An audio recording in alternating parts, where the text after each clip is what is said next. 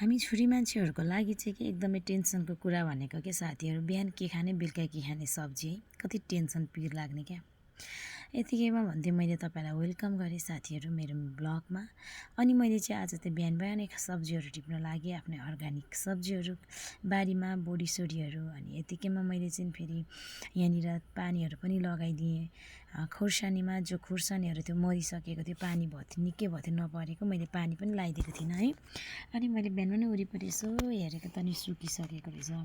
अनि मैले पानी सानीहरू लगाइदिएँ। मैले मेरो खुर्सानीहरूमा सागसब्जी पनि टिपटाप गरेँ। अनि म भित्र आएँ चिया खानको लागि। मैले बेलुकाकै दुध राखेको हुन्छु अनि त्यसको मैले चिया खाएँ। अनि बिहानै मैले दालहरू चाहिँ बाहिर ग्यासमा आगोमा मैले चढाएँ। अनि त्यसपछि फेरि दुध लिन जाने बेला भइसकेको थियो। म फर्ममा गएँ दुध लिनको लागि साथीहरू। ढिला भइसकेको थियो। म चाहिँ बेलुकाकै दुधको चियाहरू बनाएर खाएँ। अनि यतिकैमा साथीहरू मैले दुध लिएर पनि आएँ। दुध लिएर आइसकेपछि फेरि निकै टाइम बितिसकेको थियो। सदाको जस्तै मैले फेरि मेरो खोरतिर लागेँ आफ्नो कुखुराहरूलाई चारो पानी गर्नको लागि भनेर साथीहरू। मैले चारो पानी गर्नको लागि खोरतिर लागेँ। सानो सानो चल्लाहरू पनि छन् त भर्खरै राखेको, उनीहरूलाई धेरै भोक लागिसक्यो होला भन्ने ठानिरहेको थिएँ मैले। नभए बेलुकाको चारो त खाएको रहन्छ। अनि मैले यसै गरी कुखुरालाई चाहिँ चारो पानीहरू गर्न लागेँ। कुखुरालाई चारो पानी गर्न लागि पानीहरू दिन थालेँ त चारोहरू लगाइदिन थालेँ। कुखुरा त ओहो हुरहुर मजा भनेर त बाहिर राउन्ड लागेछ क्या। उसले जब तक पानी लाइन्जेल चाहिँ हामी बाहिर राउन्ड लाएर आउन साथी भनेर साथी मिलेर त बाहिर निस्केछ। बाहिर निस्केर पनि उनीहरू त डुल्दै रहेछ। अनि मैले पनि छटपट गरेर भित्र पसाइदिएँ तिनीहरू सबैजनालाई। किन डुल्छस् भनेर।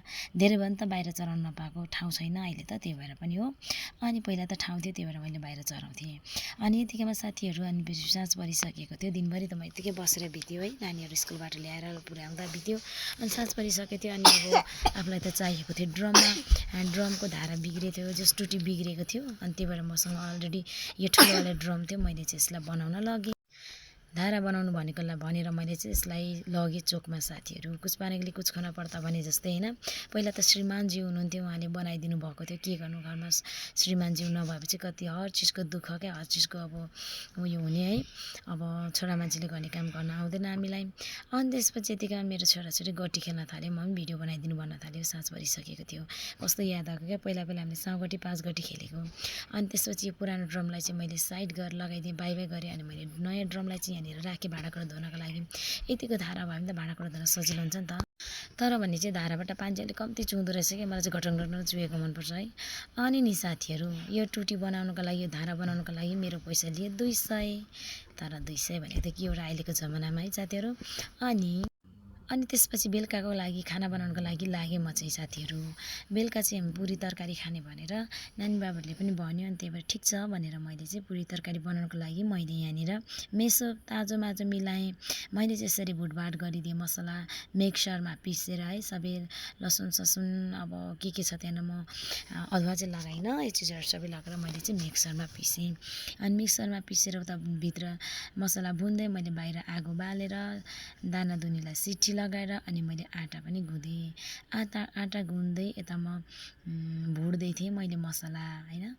अनि आँटा गुन्धेँ। अनि त्यसपछि भुटिसकेँ मसला। अनि त्यसपछि मैले यहाँनिर सानो डल्ला बनाएर चाहिँ मैले रोटीहरू बनाउन थालेँ, सानो सानो पुरीको लागि। तर भने नि साथीहरू पुरी चाहिँ त्यति फुलिएको थिएन क्या, कस्तो बिग्रिरहेसकेको थियो है, पापड जस्तो पो भइरहेको थियो।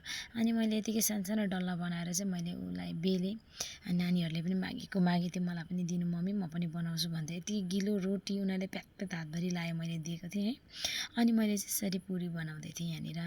मैले चाहिँ सानो तावामा बनाएको के पुरी राम्रो हुन्छ भनेर झन्सारको खोइ भएन, कस्तो नराम्रो भइदिइरहेको कि एकदम पापड जस्तो कि साथी, पापड जस्तो। यही भए पनि अब बनाउनै पर्यो, बनाउनु थालेपछि फिनिस हुने तरिकाले बनाउनै पर्यो। मैले बनाएँ। अहिले बनाएँ सबै आँटाहरूको मैले यसरी रोटी बेली बनाएँ। के गर्नु साथीहरू, खानै पर्यो। खानाका लागि के गर्नुपर्ने हो क्या, यो पापी पेट भर्नका लागि होइन त। अब एक्लै भए पनि त हुन्थ्यो, नानी बाबुहरू छ, खुवाउनै पर्यो होइन। अनि यतिकैमा लगाइनु साथीहरू सबै पुरी चाहिँ बनिसक्यो, मैले बनाइसकेँ। तर कति सफ्ट थियो क्या, नरम थियो। जस हुन त तेलमा तारेको नरम नभए हुन्न पो होइन पो। अनि नरम थियो, एकदमै मिठो भयो। नानीहरूले पनि एकदम खुसी भएर खायो। ओके, तरकारी पनि मेरो रेडी भयो। ल आजलाई यति नै साथीहरू, बाई बाई।